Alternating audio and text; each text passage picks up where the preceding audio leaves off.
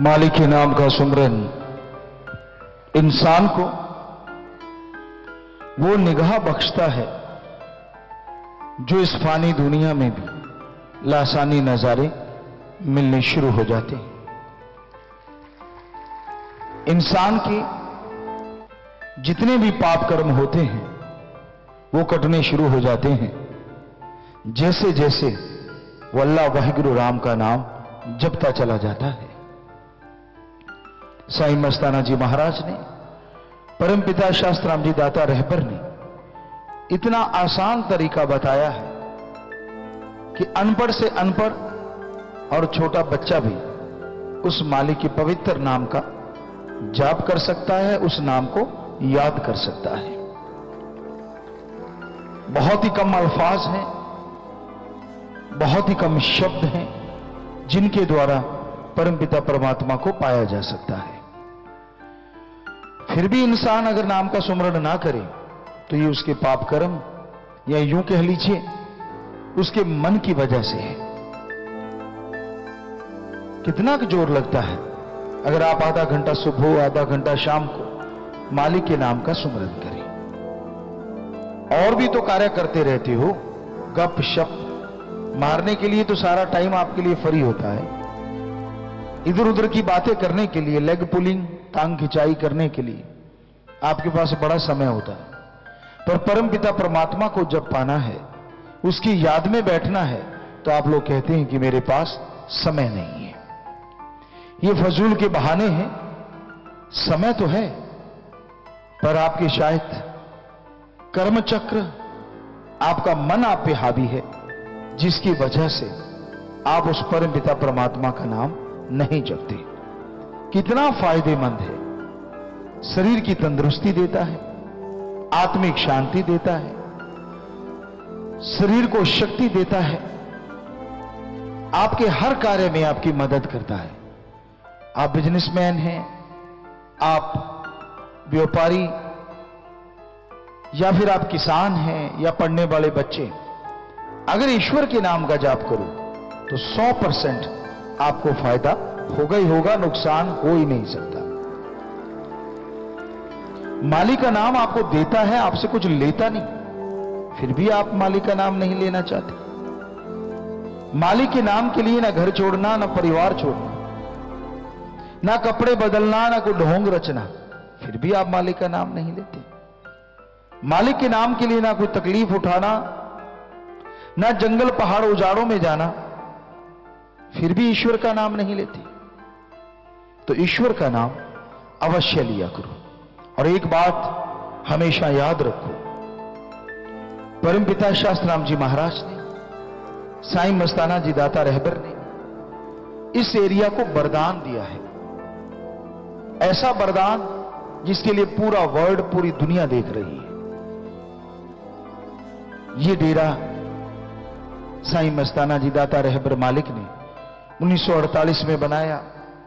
शास्त्राम जी दाता रहबर ने सजाया और वही सजा रहे हैं, वही बना रहे हैं। लेकिन हमेशा याद रखा करो, उनके इस एरिया में रहकर भी अगर आप गुनाहगार और बुरे कर्म करते हैं, वेश्यावर्ती, नशे, बुराइयों में अगर डूबे रहते हैं और दूसरी तरफ दिखावा करते हैं कि आप भक्त हैं, तो फिर आपके ऊपर वो दुखों का पहाड़ टूटने वाला है जिसकी आपने कभी कल्पना भी नहीं की। इसलिए ऐसे कर्म ना किया करो। एक तरफ आप सत्संगी कहलाते हैं, एक तरफ आप सेवादार बन जाते हैं और दूसरी तरफ बुरे कर्म करते हैं। इससे तो वो भले जो सत्संग में आते नहीं और सुनते नहीं। क्यों? क्योंकि वो अनजान है। एक डॉक्टर, आगे भी आपको सुनाया था, अगर जहर खाता है तो वो बहुत बड़ा गुनाहगार है। अनजाने में कोई खा बैठे तो एक अलग बात है, तो वो भी गुनाहगार, क्योंकि आत्मघाती महापाप। पर डॉक्टर को तो पता है कि ये पॉइजन है, ये जहर है। तो उसी तरह सत्संगी को तो पता होता है कि ये बुरा कर्म है, ये गलत कर्म है, और फिर भी आप चंद लज्जत के लिए, चंद क्षणों की लज्जत के लिए अपने आप को बिकाऊ कर देते हैं, अपने आप को बर्बाद कर देते हैं। अपने कुलों के लिए घातक बन जाते हैं, लानत ऐसे लोगों पे। सो ये हमेशा ध्यान रखा करो, सतगुरु अल्लाह राम को दिखावा नहीं, उसके लिए एक शुद्ध भावना चाहिए। आप दिखावा करते हैं भक्ति का और काम करते हैं सारा दिन गुनाह बुरे कर्म, तो रब नाल ठगियां क्यों मारे बंदे, फिर ऐसा हाल होगा जो कहने सुनने से परे। सो ऐसा कर्म करने से बाज आ जाओ, बुरे कर्मों से तौबा कर लो, वरना उसको तौबा करवाना आता है।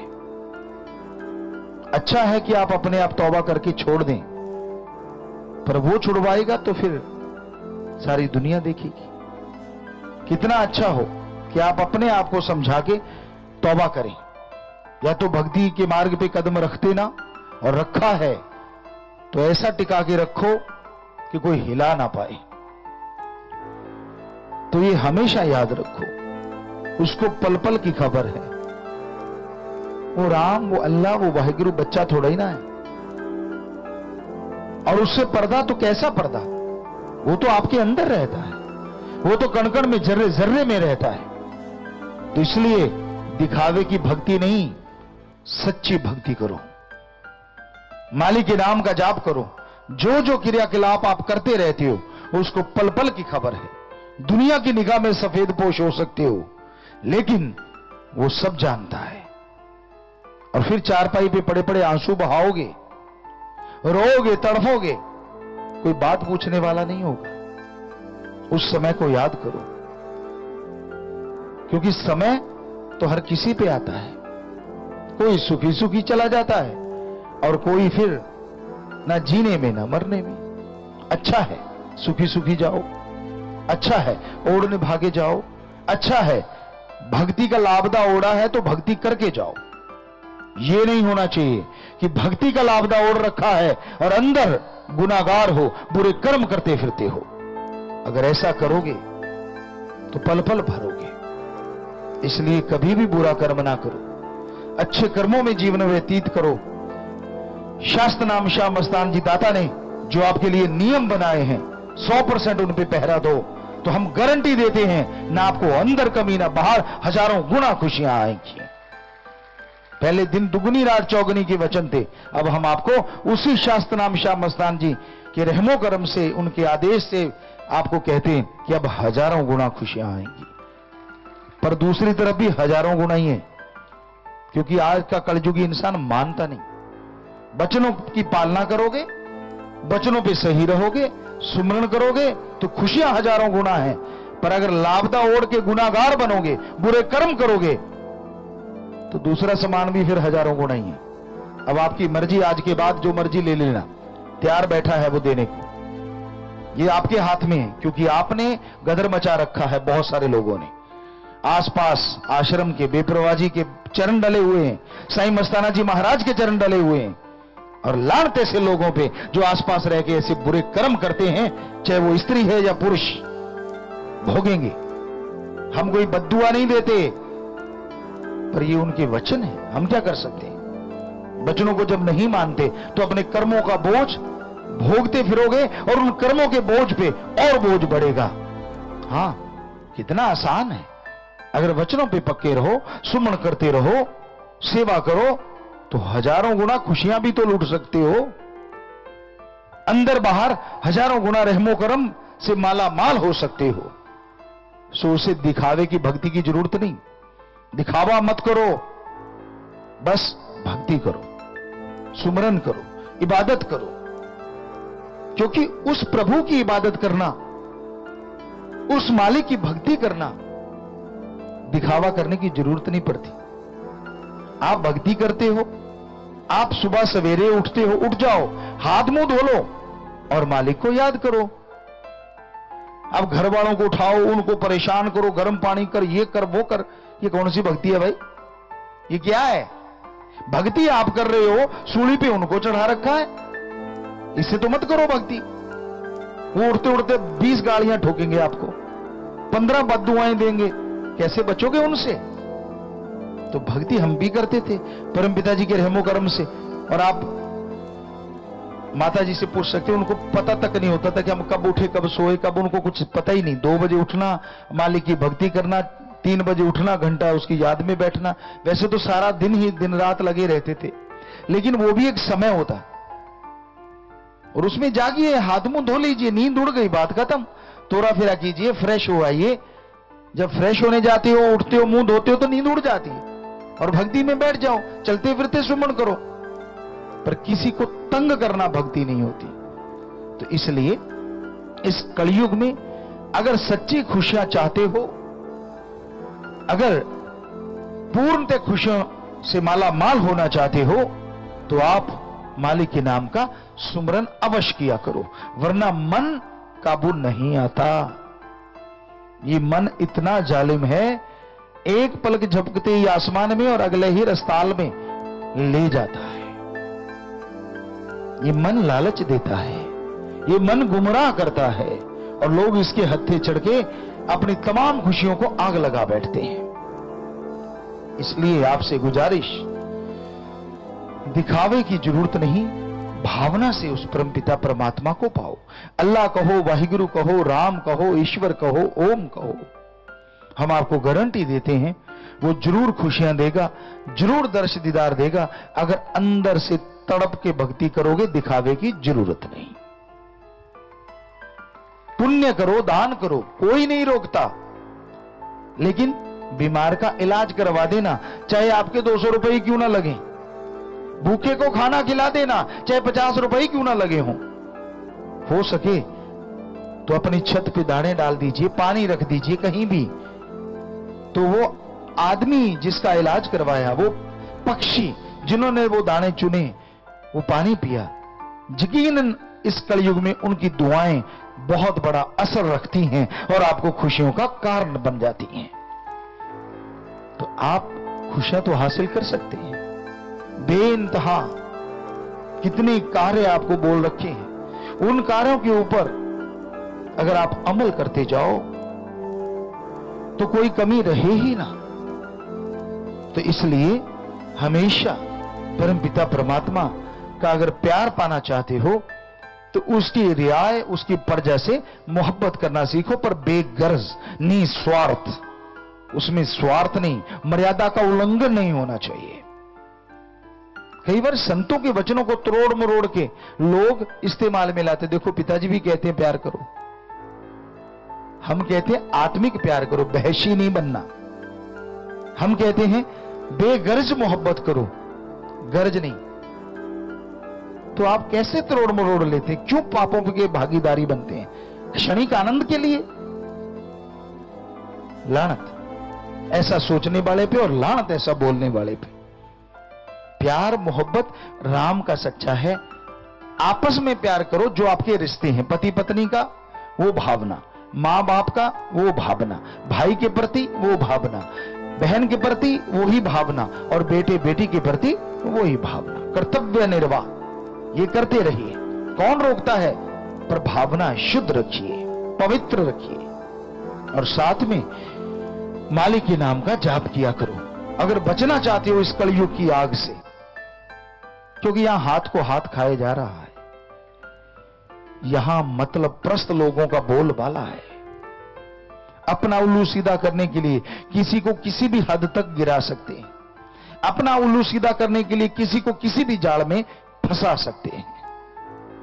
ऐसे कलयुग में, ऐसे स्वार्थी युग में अगर खुश रहना चाहते हो, परमानंद हासिल करना चाहते हो, तो सुमरण कीजिए, भक्ति इबादत कीजिए, निंदा चुगली में मत पड़िए, बुराई का संग मत कीजिए। आप बच्चे भी हो तो भी आपको पता है कि बुरा क्या है, अच्छा क्या है, अगर आप सत्संग सुनते हो। क्योंकि सत्संगी को ना पता लगे कि बुरा क्या और अच्छा क्या, ये हो ही नहीं सकता। जानबूझ के मन के हथों चढ़ के आप बुरे कर्म करते हो, और बाद में क्या कहता है मन? अरे क्या फर्क पड़ता है, माफी तो मिल ही जाएगी। माफी कोई टॉफी गोली नहीं है, ये शाह मस्तान शास्त्र नाम जी का दर है, यह हमेशा ही माफी होती है। लेकिन एक बार गलती अगर कोई करता है तो मालिक के प्यार से, अपनी तमाम बरकतों से हजारों किलोमीटर पीछे चला जाता है। फिर से वो किलोमीटर का सफर तय करेगा, पता नहीं कितनी जिंदगी गुजर जाएगी और तब जाके खुशियां मिलती हैं। कहीं आपने माहौल समझ रखा है जो कि गलती करो माफी, गलती करो माफी, और दोबारा करते हो तो खुशियां लाखों किलोमीटर चली जाती हैं। कब आएंगी वापस? दिन रात सुमन करोगे तो, भक्ति इबादत करोगे तो क्यों करते हो गलतियां? क्यों? उस दरमियान जो कर्म होंगे वो आपको भोगने पड़ेंगे। जब तक वो बरकतें वापस नहीं आई, जब तक वो रहमो करम वापस नहीं आया, उतनी देर आपका हर कर्म आपको उठाना होगा। और उस कर्म में हो सकता है आप चारपाई पकड़ लो, फिर क्या बनेगा? तो इसलिए गलती को मन के हाथों चढ़ के मत करो। मन तो कहता कर ले, क्या हर्ज है? पिताजी खड़े करेंगे और आप कह देंगे हाँ जी माफी, धन धन सदगुरु तेरे, हो गया जी काम। हम तो करते ही रहना है, साईं जी का दर है, उन्होंने वचन किए हैं। हम कौन होते, हमारी क्या औकात? हम तो खाकसार हैं। जब उनके वचन है तो रोकेगा कौन? माफ तो करना ही है। लेकिन यह हकीकत है कि जो हजारों लाखों किलोमीटर पीछे चलेगी खुशियां, बरकतें आने में कितना टाइम लगेगा? आप एक पल भी नहीं सोचते, मन के हाथों चढ़ के कोई बात नहीं यार, माफी तो मिल ही जानी है। पर यह नहीं पता कि अगर यहां भक्ति ना करी, माफी तो मिल गई और पर मालिक को बुद्धू बनाना हो गया ना, कि क्या फर्क पड़ता है, करते रहो और माफी मांगते रहो। पर दरगाह में वो कसम सब जानता और एक एक पल की खबर रखता है। फिर क्या होगा जब इस जीवन में भोगना पड़ा, जब वहां भोगना पड़ा? तो इसलिए अपने आप को ओवर स्मार्ट मत समझा करो। इतना ही अच्छा है रूहानियत में कि आप भक्ति कर लो, नहीं कर पाते तो वचनों पे पहरा दे लो, बस ये भी काफी है इस कलयुग में। क्या वचनों पे पक्के हैं, मर्यादा के पक्के हैं, क्योंकि ये रहना भी कौन सा आसान बात है। चारों तरफ बुराई मुंह फाड़े खड़ी है, चारों तरफ फिसलाने वालों की फिसलन भरी पड़ी है। काम वासना, क्रोध, लोभ, मोह, अहंकार, मन माया, इसके घोड़े पे सवार जो चढ़े रहते हैं वो एक दिन गिरते जरूर हैं। कई सुनते हैं पर मानते नहीं, कई रोज ही सुनते हैं। और एक आपको बात सुनाया करते हैं, बात पे बात आ गई आज भी। एक सज्जन आए, गुरु साहबानों की पवित्र वाणी सुन रहे थे, पीर पैगंबरों की पवित्र वाणी सुन रहे थे। वाणी चल रही थी और वो आया सज्जन और वो जार जार करके रोने लगा, बुरा हाल हो गया उसका। तो सुनाने वाले ने पूछा, यार तू रो क्यों रहा है? कहता यार पीर, अरे शोर मत करो, पीछे बोलो मत। तो उसने पूछा कि भाई आप रो क्यों रहे हो? वो कहने लगा, संतों की वाणी भिगो भिगो के मार रही है। संतों की वाणी इतनी हार्ड, इतने कड़े शब्द बोल रही है, इसलिए मेरी रूह कांप गई कि मैंने थोड़ा भी गुनाह किया हुआ तो क्या होगा। तो जो सुना रहा था वो ढीठ होके कहने लगा, बस एक बार सुन के ऐसा हो गया? ओए साडा जिगरा देख, रोज सुनते हैं, रोज ही गुनाह करते हैं। कई इतने भी बेशर्म होते हैं, ढीठ होते हैं, उनको मजाक लगता है और उनकी जिंदगी एक दिन मजाक बन जाती है। इसलिए हम उस चीज से डरते हुए आपसे कहते हैं, मत भगवान, अल्लाह, संत, पीर, फकीरों की वाणी को मजाक बनाया करो, क्योंकि जब आपका मजाक बनने का समय आया तो फिर वो बदलेगा नहीं। संतों ने पूरी पूरी लाइफ, पूरी पूरी जिंदगी समाज के लिए लगा दी, जंगलों में बैठ बैठ के वेद पुराण की रचना करी। हम उन्हीं की खिल्ली उड़ाते हैं, और कोई नहीं मिला खिल्ली उड़ाने को। तो इसलिए हमेशा याद रखो, संत, पीर, फकीर तो क्या, धर्म सारे कहते हैं, निंदा तो कभी किसी की करनी नहीं चाहिए। हिम्मत है तो खुद की करके दिखाओ। क्या यहां कोई दूध का दूल्हा बैठा है जिसने जिंदगी में कोई गुनाह ना किया हो? नहीं ना। पर क्या यहां कोई बैठा है जो खुद के गुनाह गाता हो? सवाल ही पैदा नहीं होता। कबीरा सब ते हम बुरे, हम तज भला सब कोए, जिन ऐसा कर मानिया मीत हमारा सोए। ये तो कोई संत ही कह सकता है। मैं तो भाई चौकीदार, मैं तो खाक हूं। और वो बनके भी रहता है, कहता नहीं, बनके भी रहता है। आपका नौकरों का भी नौकर आके उसे हुक्म देगा कि मेरे लिए ये दुआ कर, तो फकीर करेगा ही करेगा। आनाकानी नहीं, ओए तू कौन होना, चल हट, नहीं। उसका तो काम ही दुआ करना, उसके लिए भी प्रेयर करना। कि भाई मैं तो तेरा नौकर हूं, जरूर करूंगा, बाकी तेरे कर्म। तो जो अपने आप को ऐसा समझता है वो ही मालिक का मीत हो सकता है, हर कोई नहीं बन सकता। तो भाई बन सकते हो, आप इंसान हो, लेकिन तभी संभव है जब अपने अंदर की बुराइयों को दूर करो, अपनी हवस पे काबू पाना सीख लो और सेवा सुमरण में ध्यान लगाना सीख लो। तो अपने अंदर की बुराइयां दूर कर सकते हो, तो अपने गुनाहों को धो सकते हो, तभी मालिक की दया में रहमत के लायक बना जा सकता है और खुशियों से माला माल हो सकती है।